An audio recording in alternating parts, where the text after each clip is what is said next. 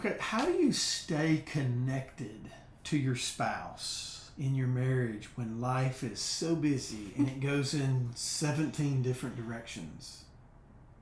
I'm laughing because I just felt like we had a night like that. Well, it is, and that's the beauty of the topic, I think, and the beauty of the Lord's providence. Mm-hmm. I mean, what better way to talk about how to stay connected with your spouse after having the night that we've just had? Yeah. And we won't go into a lot of detail about the night we just had, but we've just been pulled in 17 different directions with 3 or 4 different crises that we've had to solve in a matter of 5 or 6 minutes.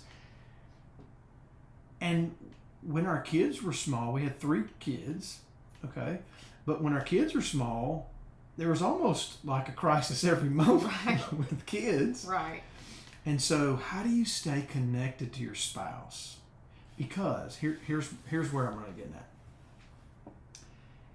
I think there's a tendency to see you, and I'm attracted to you. So I want to get to know you. So I pursue you, and I ask you to go on a date, and then I ask you to become my girlfriend, and then we date consistently, and then we talk about next steps, and then we get married, and then nobody prepares you for that. Mm-hmm. But the pursuit stops. The very things that brought you together to begin with kind of stop, and you just go, well, life takes over now. And so numbers of people, I think numbers of couples kind of get into a lull or maybe a groove where they lose connection with their spouse because of the busyness of life. Right. I think a lot of times what happens is you stop paying attention to each other. When you're dating, you had my attention. You know. That was so long ago. It was a long time ago. But you're paying attention. And so then when you get married and you have children and you have jobs and you have bills and you have responsibilities, other things take your attention. So I think in a marriage you have to fight to continue bringing your attention back to your marriage. That is easy in principle. Mm-hmm.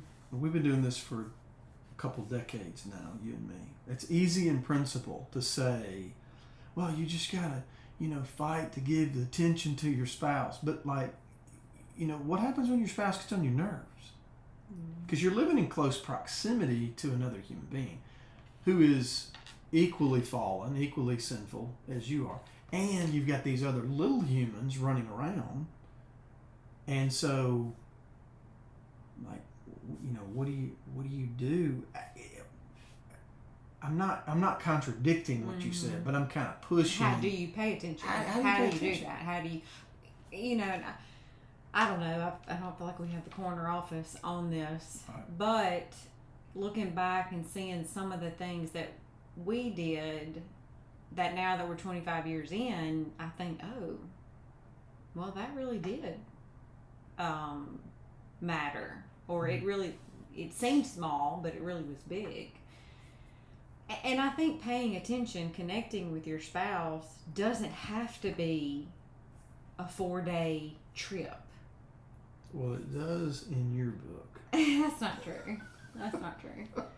That's not true. Don't lie on the podcast. Don't lie on the podcast. But connecting. But my point is, connecting is not. If it is just limited to when you can get away for a couple nights, then I feel like a lot of marriages would be doomed, because who can do that when you have small children and responsibilities? So I do think that is one aspect, and we can talk about that in a minute, because we did do that. But I think there are tons of small, tiny ways that you can connect daily, weekly, that continue to help keep your attention. Before we kind of explore some of those, though, I kind of want to push this issue a little bit, because we've had a number of people watch the first couple of these and say, wow, keep going, or thanks for saying that, or whatever. Yeah. So hopefully it's resonating with people, like people can see themselves in our vulnerabilities. We're just the ones up here talking about it. Right. But going back to you take interest in, I like the way you said you give attention. Mm-hmm. You take interest in them. You know, when you were dating, you were taking interest in the other person. Why do you think when you get married, you don't continue to take interest in the other person? I just think you have so many other things coming at you. And I can, especially for women, I mean, I know men have a tremendous responsibility on their shoulders, pressure to take care of their family, provide for their family. And women's is different. It's not more than, it's not less than, it's just different. And there could be literally 10 things coming at you at one time. You're cooking dinner. So your timer goes off on your watch. The baby's crying. The dog just threw up, and somebody's knocking at your door, and then somebody calls you on the phone needing. So you're constantly having these things vying for your attention. Once you're married, you didn't have that when you were dating. You know, and so there's so many things I think that fly at you once you're married and have kids. So would you say that you think that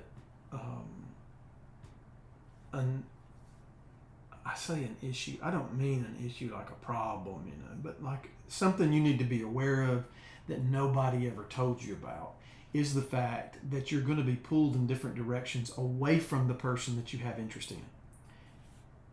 Would you say that? Yeah. Okay, so you have interest in the person. I mean, that's what got you there. Right. But there's so many different other interests now that are competing for the interest that you have with your spouse, that the immediate things have to be dealt with. Right. The dog throw up. You remember we used to say, right, well, I mean, you know, and who's the one that has to clean it up? Mom, you know? I'm kind of getting nauseous thinking about it. As the timer goes off to get the thing out of the oven, to cook the food out of the oven, and, you know, kids are pitching fits, and it happens. And, anyway, okay. I kind of forgot what I was going to say. No, I mean, it's just interest. I think that there may be a lot of couples that watch this, or a man or a woman that watch this, and maybe they need to revisit the interest they have in the person. Right. Maybe they're thinking, hey, there's no connection here anymore, there's no love here anymore, there's no affection anymore, maybe the grass is greener somewhere else. Mm. And the truth of the matter is, the grass is not greener somewhere else, it's greener where you water it. Right. And so thinking about your initial interest in that person, you know, I don't think there's any marriages anymore. I could be wrong. I don't think there's any marriages anymore where, you know, a father trades off goats and cows in exchange for, you know, a wife. I don't think that happens anymore. Yeah. I could be wrong, but I don't think that happens anymore. So everybody willingly goes to the marriage altar. Okay, so what brought you there? Right. You know, it had to have been interest in the other person. It had to be care. And, you know, we kind of talked about this in the previous podcast. You know, I've been married to 8 different women. You know, meaning you. Same body, same face, but 8 different stages of life. I've had you, and I've seen you grow and mature into 8 different. And so I think the connection part in the midst of all the busyness has to be my initial interest in you. Mm-hmm. And watching you grow, watching you develop. You say, well, I'm not married to the same person I'm not married to the same person now that I'm married. Well, yeah, of course you're not. I mean, the person has the same name, same DNA, same blood, whatever, but it's not the same person because you both grow and develop as humans. But how do you separate though for like our marriage, for example? How do you separate time to reconnect from all these other things that have to happen? One word does come to mind is intentional. Like, it doesn't just happen. It definitely has to, if you're going to get to that point, or if you're going to continue to connect, it definitely has to be an intentional effort. Because if you let it slide, If you just let all those things overtake you, then All right, so that sound to me, that word sounds like Christian cliche. intentional. Yeah, we've got to be It intentional. means you have to think about it. You What- can't check okay. out. That's what I'm getting at. Like, what does that mean? What be intentional? What does it mean for Kevin to be intentional? And let me back up and say this. So I travel in church circles, okay, and so I hear this language that I'm going, what does that even mean? It's like pregnant with meaning that this person has. But like, what does it actually mean? So when I hear that word intentional, I hear that word in church circles a lot. Well, we have to be intentional. We have to be. I want it Make to an be. effort. I want it to be practical. What do you mean intentional? So you're saying to be intentional means to make it a priority. Make it a priority. Yeah, you're making an effort. You're consciously thinking, okay, when have I sat and looked my spouse in the eyes this week and talked? Has that happened? I mean, if you literally have to write it in your planner to remind yourself, have we connected this week? Have we talked, or have I thought about connecting? Because I think that's one of the things that, like, for our relationship, for a season there, it became very routine, very scheduled, very, is it on the calendar? It's just like you're almost just hanging on. Well, that's what I was going to say a minute ago, and it kind of slipped my mind when we were talking. I forgot what I was going to say. But that's what I was going to say. There were so many times, you remember, where we would say, okay, just hold on. Just hold on to me. We're gonna get through this. And now I feel like we're kind of are getting to the other side because it's not quite as... It's transitioning. Family's transitioning. Different, job, the work and things seem to bring a lot more now than maybe young kids do, Mm-hmm. But I just remember us saying, you gotta hold on to each other because this will pass. The young kids, the busy schedules. Right. I remember way back when the girls were like preteen. It was like 3 or 4 nights a week they went to something. Yes. That was brutal. It was. And then I think we kind of learned our lesson. We kind of evaluated and pulled back from doing... We're the ones that allowed them to do it, And we kind of pulled back and changed that a little bit, which I think is another intentional thing where you're evaluating. That's another thing too. Like life kind of determines. Life kind of pulls you. Mm-hmm. It's almost like you're not conscious of the decisions you're making because everybody's making this decision. Everybody's doing this activity. Everybody's doing this thing. Everybody's doing this thing. So you're like, well, I don't want my kids to miss out. So you're like, okay, I co-signed my family over this. Well, now that's determining my schedule. It's pulling my wife to go chase this kid. I'm going to chase this kid. I'm not connected to you. Life is so busy that we lose connection. And so you're going, okay, well, maybe it's better somewhere else. Yeah. Maybe somebody else would appreciate me more or whatever. And I think people Mm-hmm. kind of turn inward then. Right. And start holding their spouse accountable when really it's just I'm just not connected. I just need to be reconnected to you. And I'm not talking about physical. Yeah. I'm just talking about, I guess, mental and emotional. Right. Just a conversation without distractions and busyness and schedule and the rest. And I said this already, but I do really think it sometimes you think, oh gosh, there's something else to add to the schedule. Mm-hmm. Something else we got to do, But it's not a 4-night trip or even a 1 night. I mean, you have to find ways in your day to day and week to week to connect with your spouse, to stop and talk about something other than the calendar or other than the children or your job or I think that's important too, what you just said. You gotta pull away from all the stuff, and because I talk to a number of couples, as you know, and that's one of the things. It's like, well, we're just we're just focused on the kids right now. And I understand that because we were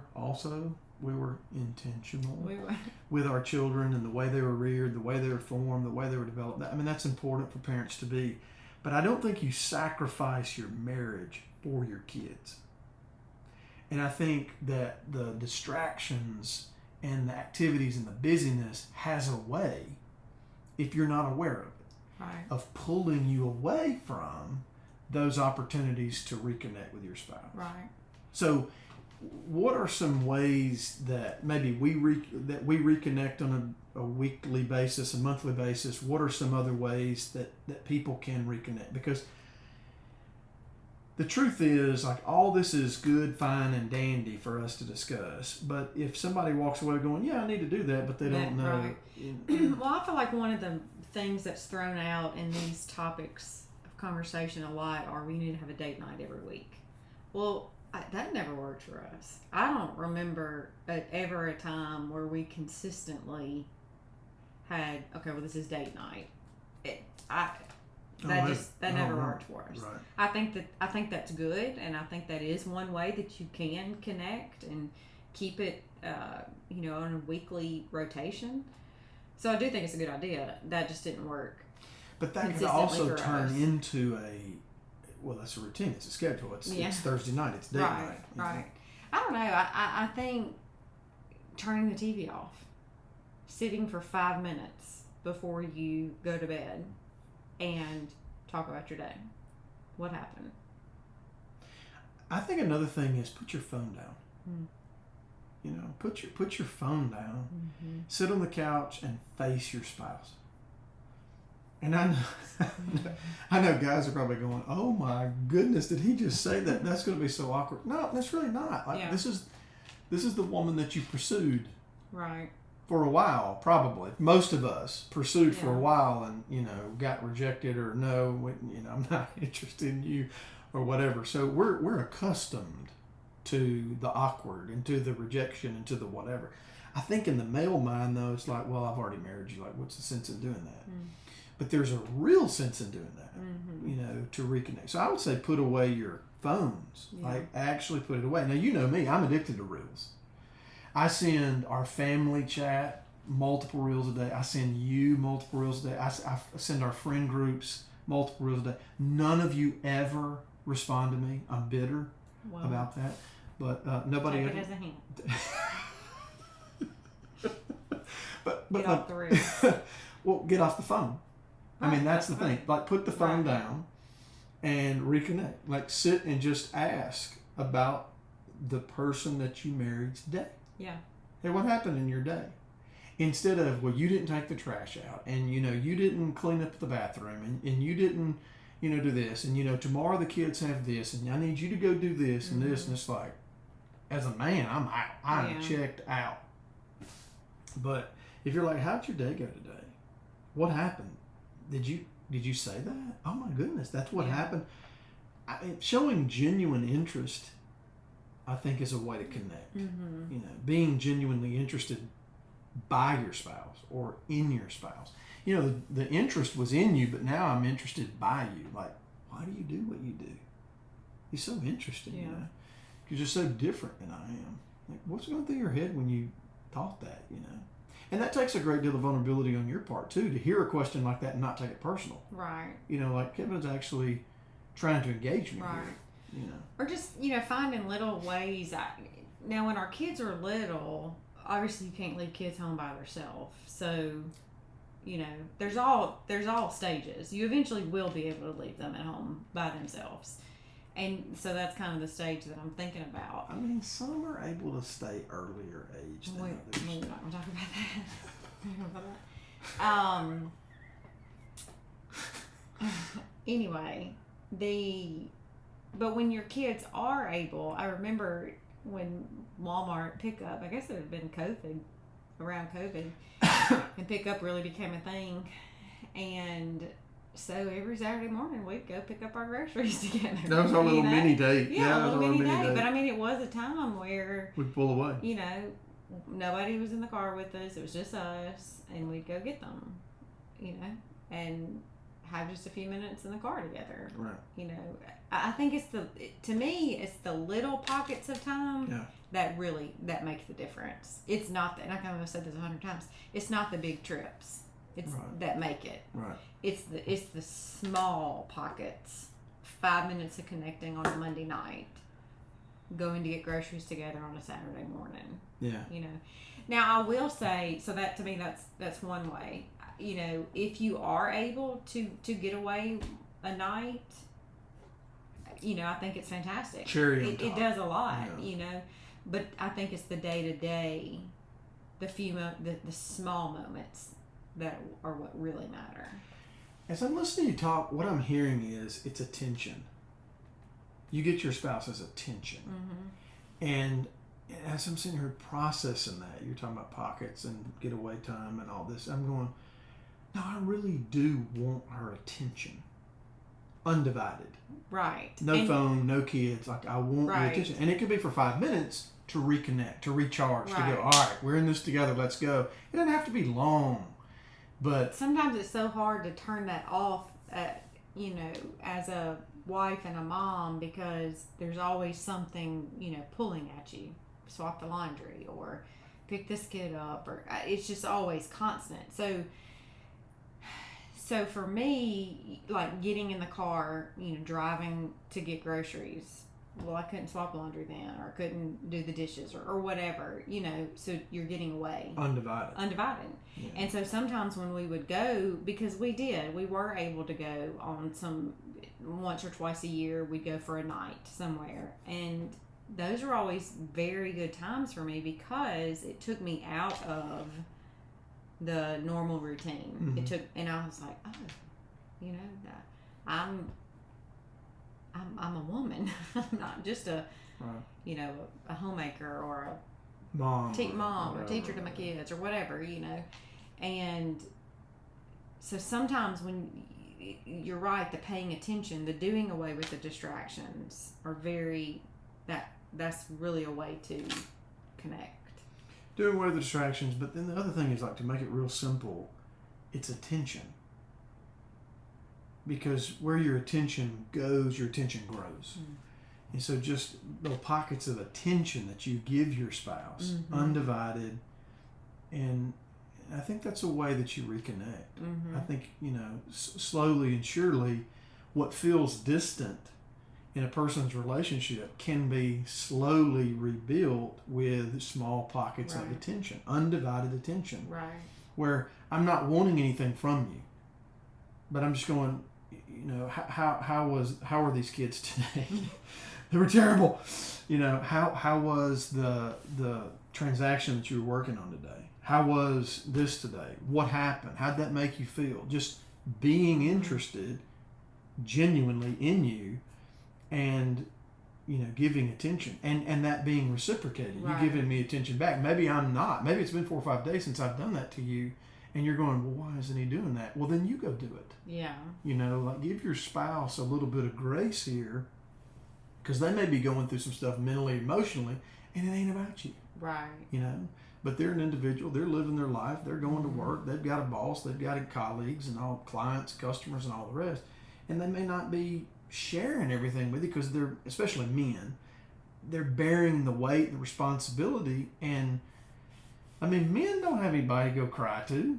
Yeah. You know, like, we've talked about you waddling to me and telling me about your day. Like, I really don't do that to you. Like, men just don't do that. We just kind of bottle it up. We process it on our own. And sometimes that comes off as cold or disconnected from the wife. And the wife's usually the one wanting the attention and everything. And the guy's like, you know, cut off. Well, maybe it's because there's a lot of other things on his shoulders that he's carrying that have nothing to do with you. Yeah. I think also, you know, in a marriage relationship, you're so inclined to take everything so personal. Yeah. You know? And I think that's another reason that the reconnection time, just giving some attention to the other spouse and giving them room to grow. Giving them room to be the person they are, become the person they are. I think that's kind of how you reconnect in a busy world. Yeah, I think so too. And I really think that the small pockets of attention, the small pockets of being intentional to pay attention, to give your attention, build up. It doesn't have to be a grand thing, but small moments have more impact than I think big ones.